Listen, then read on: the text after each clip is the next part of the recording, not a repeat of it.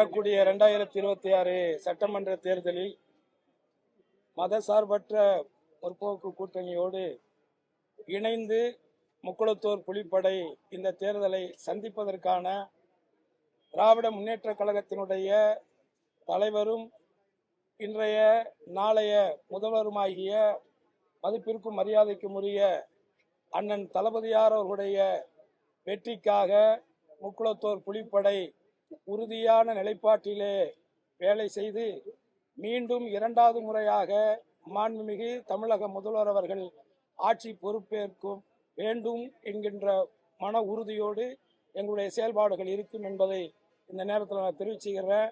மகிழ்ச்சியாக அறிவாலயத்திற்கு வந்தேன், மகிழ்ச்சியாக திரும்பி போறேன்.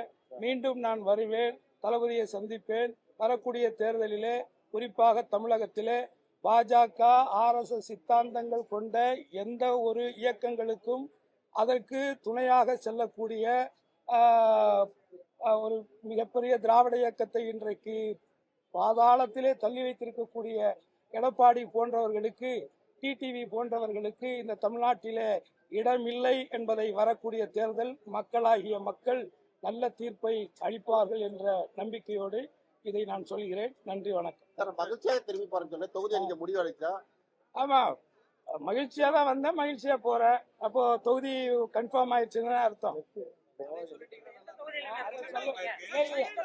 சீட்டு போட்டிடுறது கன்ஃபார்ம். எங்க வேணாலும் போட்டி போடுவான். தமிழ்நாட்டுல 234 தொகுதியில தமிழக முதலமைச்சர் அண்ணன் தளபதியார் அவர்கள் எங்க சீட்டு கொடுக்குறாங்களோ அந்த இடத்துல நின்று கடந்த 5 ஆண்டுகளில் தளபதி அவர்களும் திராவிட அரசும் செய்த சாதனைகளை மக்களிடத்தில் எடுத்து சொல்லி இன்றைய சூழலில் தமிழகத்திற்கு இன்றைக்கு நீங்க பார்த்திருப்பீங்க, நேற்று நம்ம டெல்லியினுடைய முன்னாள் முதலமைச்சர் கெஜ்ரிவாலை பார்த்தீங்கல்ல, அவர் எப்படி அழுதாருன்னு பார்த்தீங்கல்ல. எப்பேற்பட்ட ஒரு பாதக செயலை இந்த பாஜக அரசு செஞ்சிச்சுங்கிறத இன்னைக்கு நீதிமன்றத்தினுடைய நீதியரசர்கள் சொன்னாங்கல்ல. தனக்கு பிடிக்கல, தான் நினைக்கிறத சாதிக்கணும்னா ஒரு அப்பழுக்கற்ற மனிதர்கள் மீது அபாண்டமான பொய் வழக்குகளை புனைந்து, அதுவும் சிபிஐ மாதிரியான ஒரு தனி நிறுவனத்தை தன்னுடைய அரசியல் சூழ்ச்சிக்கு பயன்படுத்துற ஒரு படுபாதகத்தை அவங்க செஞ்சிருக்காங்க. அன்றைக்கு நேற்றைக்கு கெஜ்ரிவால் சிந்திய கண்ணீர் என்பது பாஜகவினுடைய ஒவ்வொரு வீட்டிலையும் அது எதிரொலிக்குங்கிறது என்னுடைய கருத்து.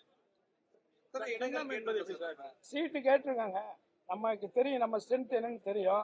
அதே மாதிரி இன்றைக்கு புதிய வரவுகள் கிட்டத்தட்ட 13-14 கட்சிகள் வந்திருக்காங்க. இவங்க எல்லாருமே இந்த பாஜகனுடைய ஒரு பாதக செயலை தமிழ்நாட்டில் இடம் கொடுக்க கூடாது, அதுக்கு வழிவகையில் நம்மளே ஏற்படுத்தி விடக்கூடாது அப்படிங்கிற ஒரு உயர்ந்த எண்ணத்துல எல்லாருமே ஒன்று சேர்ந்திருக்காங்க. அதனால இப்ப எத்தனை சீட்டு நமக்கு கிடைக்குதுங்கிறது முக்கியம் இல்ல. மீண்டும் திராவிட சித்தாந்தத்தை தாங்கி நிற்கக்கூடிய மாண்புமிகு தமிழக முதல்வருடைய ஆட்சி தொடர வேண்டும் என்பதுதான் முக்குளத்தூர் புலிப்படையினுடைய நிலைப்பாடு. தாராளமா கேட்கட்டும். ஏங்க, எனக்கு தளபதி எங்க கொடுக்குறாரு எங்க நிக்க போறேன். அவர் யாரை ஏத்து நிக்க சொன்னாலும் நிக்க போறேன். நமக்கு என்ன இருக்கு சொல்லுங்க. ஆனா என்னை பத்தி உங்களுக்கு தான் தெரியும்ல. நண்பர் சொன்னாரு தனியார் நான் ஏழை கட்சி அப்படின்னு சொன்னாரு. நீங்க ஏழை கட்சியா பணக்கார கட்சியா? நான் ஏழையா பணக்காரனாங்கிறது முக்கியம் இல்ல. மனசால் நான் மிகப்பெரியவன், பறந்தவன். அதனால தேர்தலுக்கு பணங்கிறது தேவைதான், அது இல்லைன்னு சொல்லல. அது மக்கள் பாத்துக்குவாங்க. ஏன்னா நான் மக்களுக்கான போராளி தான், மக்களுடைய எதிர்காலத்திற்காக போராடக்கூடிய, குரல் கொடுக்கக்கூடியவன் தான்.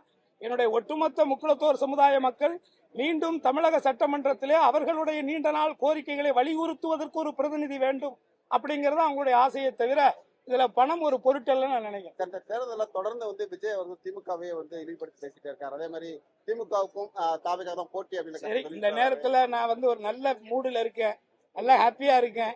இந்த நேரத்துல எதுக்கு இல்ல அது உங்களுக்கு தெரியுது. வேணாம், அவரே மன வருத்தத்துல இருப்பாரு, நிறைய மன உளைச்சல் இருப்பாரு. சின்னம் தளபதியோட சின்னம் தான். அதுல வெற்றி சின்னத்துல நிக்க முடியும், தோக்குற சின்னத்துல போய் நிக்க முடியாதுல்ல.